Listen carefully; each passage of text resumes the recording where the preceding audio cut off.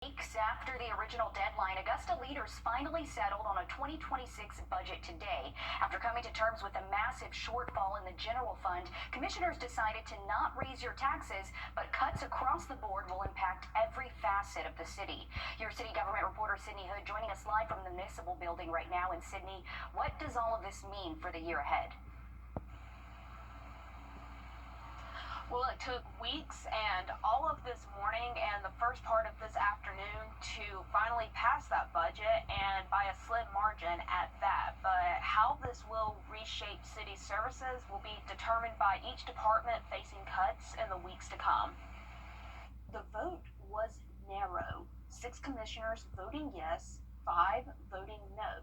To avoid a tax increase, city departments now face 5% cuts. The sheriff's office taking an additional 1% cut. Well, manpower is going to be one. We've applied for grants to kind of help with some of the funding of some of those positions, with a hope that this would at least buy us some grace over the next 3 years.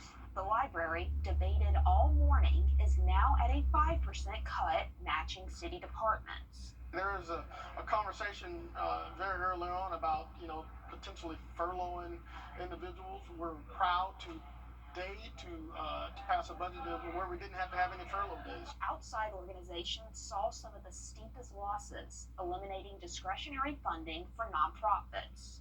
Child enrichment is critical for helping us solve our child sex trafficking situations. We have programs like Mock Academy that introduce children in underserved neighborhoods to college for the very first time. We have programs like the Great Augusta Arts Council, who encourages public art, who puts on the Arts and Art Festival. These things are important.